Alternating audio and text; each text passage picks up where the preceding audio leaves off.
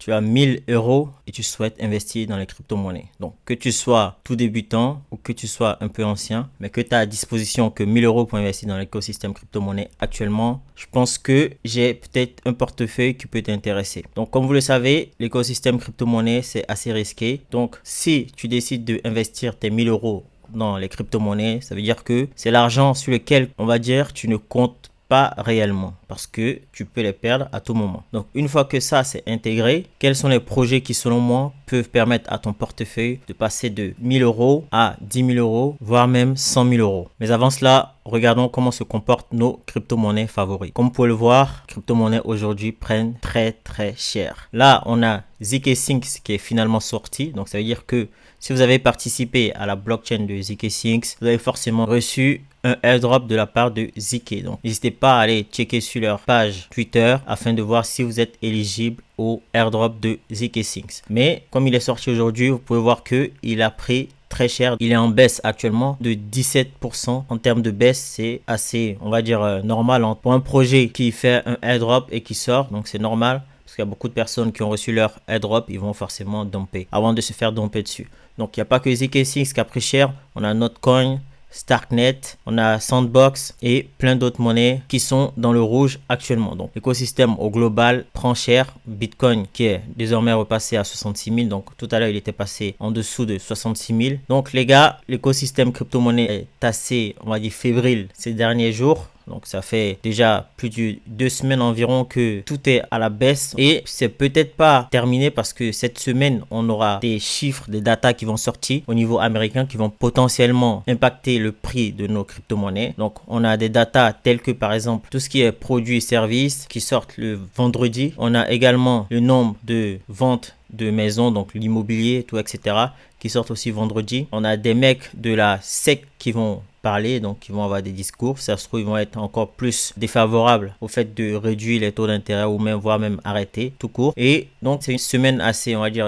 importante aussi également. Mais les datas les plus importantes sont pour moi, en tout cas, vendredi. Donc, c'est vendredi qu'il faut surveiller parce que ça peut avoir un impact sur vos portefeuilles. Donc, maintenant que c'est dit, sachez que les crypto-monnaies, c'est comme ça depuis, on va dire, le début, depuis plusieurs cycles, c'est comme ça. Donc, après le Bitcoin halving, on a une période dans laquelle les crypto-monnaies ont tendance à baisser et au final, au bout de 3 à 4 mois, on voit que tout repart à la hausse. Donc, ce n'est vraiment pas le moment de paniquer, de vendre vos crypto-monnaies. Au contraire, c'est le moment de se positionner, comme je le dis souvent. Choisissez vos tokens avec prudence, sélectionnez les projets qui ont le plus de potentiel d'exploser à la hausse, qui sont très solides au niveau fondamental, qui ont la hype aussi également et qui peuvent vraiment pousser votre portefeuille à la hausse. Deuxième chose, dans le portefeuille que je vais vous montrer donc dans quelques instants, sachez que je ne vais pas inclure Bitcoin parce que avec 1000 euros, si vous mettez du Bitcoin dans votre portefeuille, les gars, je pense que vous ne cherchez pas à faire plusieurs multiples parce que au final, Bitcoin c'est plus une valeur refuge, c'est pas vraiment une monnaie qui va vous faire fois 10, fois 100 exploser votre portefeuille à la hausse. Surtout quand on débute avec 1000 euros, donc 1000 euros c'est beaucoup d'argent pour certaines personnes, mais quand on débute dans les crypto-monnaies, 1000 euros c'est vraiment pas grand chose. Donc, il faut choisir des tokens qui sont, on va dire, moyennement risqués, mais qui ont le potentiel de vous faire monter votre portefeuille à la hausse. Et troisième chose, c'est ne pas vraiment hésiter à switcher de coin. Les cycles se suivent et se ressemblent, sauf que il y a des choses qui changent dans ces cycles. Et on se rend compte que garder des tokens pendant des années et des mois, ce n'est vraiment pas, on va dire, profitable en termes de rendement, en termes de multiples. Parce qu'au final,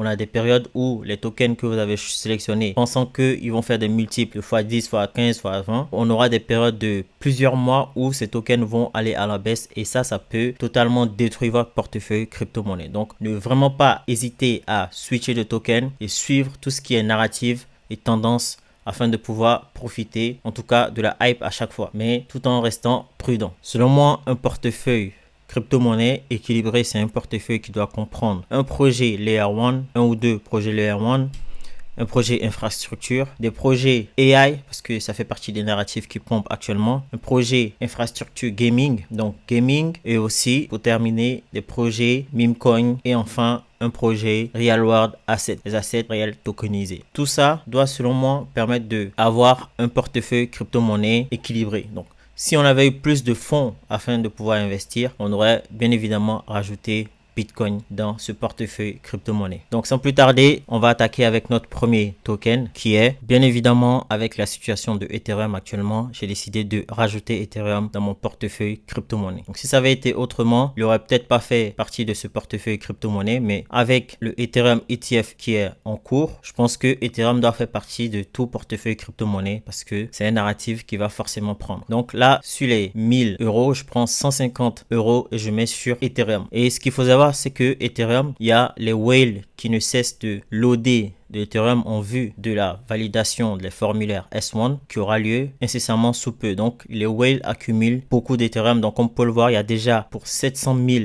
Ethereum qui ont été accumulés par les whales. Donc, ce qui fait environ 2 milliards 450 millions de Ethereum qui ont été loadés par les whales ces dernières semaines. Et aussi, chose à savoir, c'est que d'après Van Eck, l'une des plus grosses sociétés d'investissement, ils disent que Ethereum peut atteindre d'ici 2030 une valorisation de 18,5 trilliards. Donc, c'est énorme, les gars. Quant à Solana, on dit 1,5 trilliard. Donc, les gars, ça veut dire qu'il y a beaucoup de gros poissons qui mettent un gros billet sur Ethereum. Et ce n'est pas un projet à négliger, sachant que Ethereum, c'est le big boss des altcoins. Donc, 150 euros sur Ethereum. Donc, ce qui fait que on est à 850. Ensuite, je mets 100 euros sur Phantom. Donc, Phantom, je vous avais expliqué dans plusieurs vidéos qu'ils sont en train de switcher sur Sonic. On va passer de Phantom à Sonic maintenant, ce sera plus rapide et en quelque sorte ils vont être une sidechain de Ethereum, donc ce qui va permettre de avoir la sécurité de Ethereum mais également aussi la rapidité de Sonic, donc Phantom. Donc les gars, ce qui va faire que le token va exploser à la hausse. Donc je mets 100 euros sur Phantom dans mon portefeuille. Je mets également 100 euros sur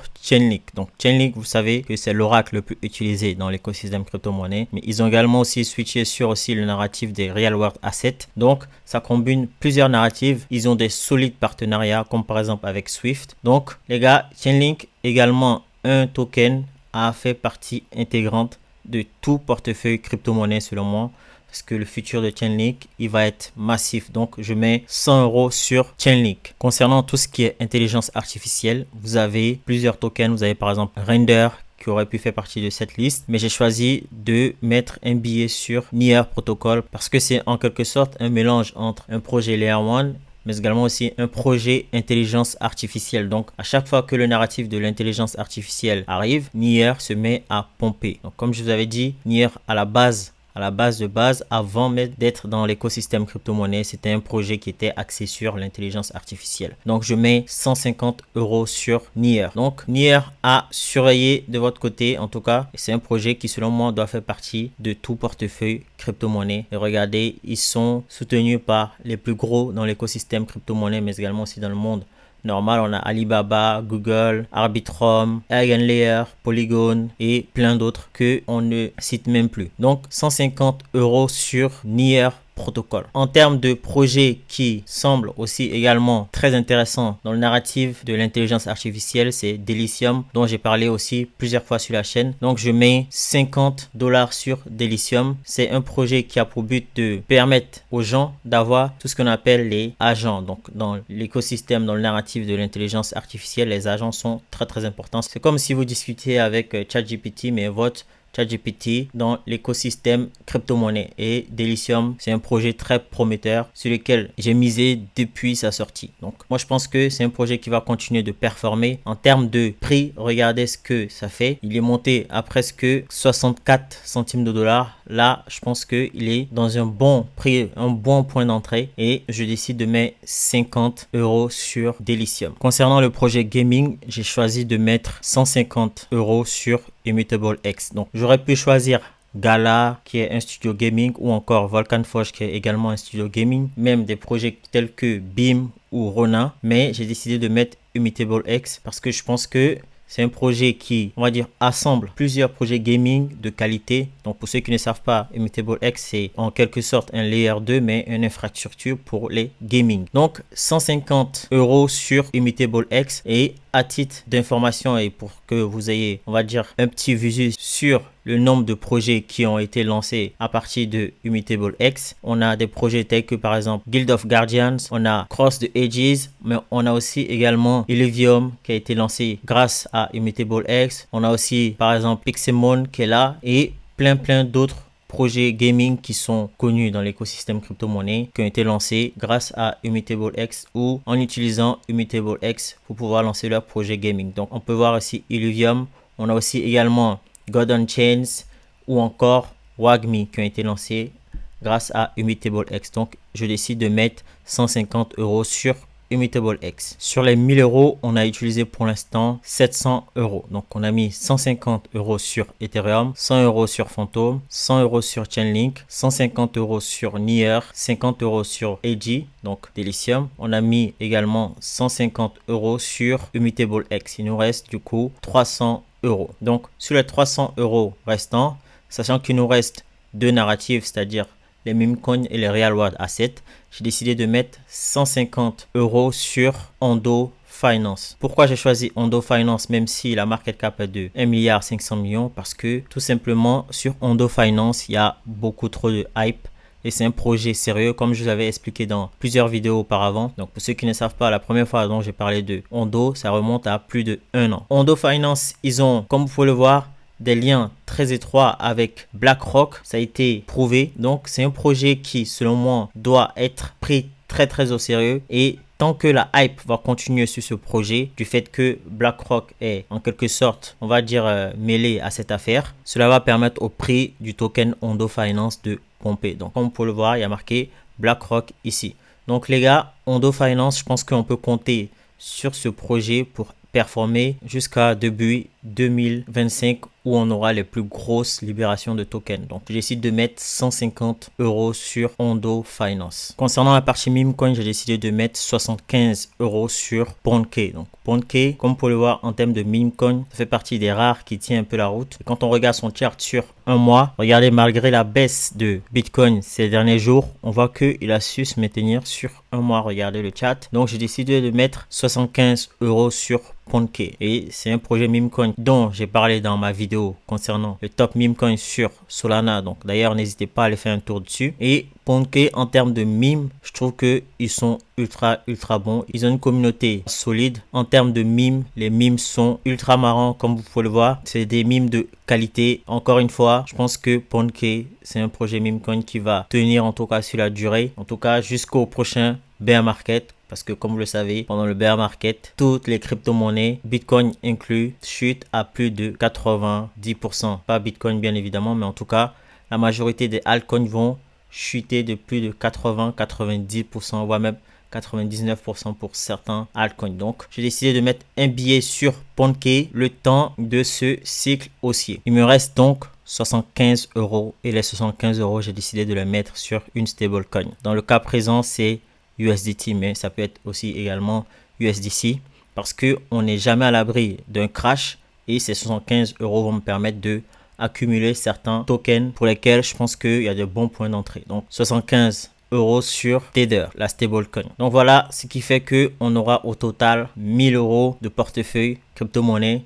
Et je pense que c'est un portefeuille assez équilibré. Il s'agit donc des projets crypto-monnaie que j'achèterais si j'avais 1000 € à ma disposition afin de composer un crypto portefeuille. Donc les gars, comme vous pouvez le voir, il s'agit de projets qui selon moi peuvent tenir dans le temps, qui sont solides, mais également aussi qui peuvent vous apporter des gains à l'avenir. D'ailleurs, n'hésitez pas à me dire en commentaire comment vous aurez dispatché ces 1000 €, quel token vous aurez choisi, quels sont les tokens qui selon vous ne doivent pas faire partie de ce portefeuille que j'ai fait. N'hésitez pas à me dire tout en commentaire. Donc voilà, si ça vous a plu, n'hésitez pas à liker, à commenter, à partager. Mais surtout les gars, à vous abonner, ça apporte de la visibilité à la chaîne. Et sur ce, on se retrouve très prochainement pour d'autres vidéos crypto-monnaie. Ciao!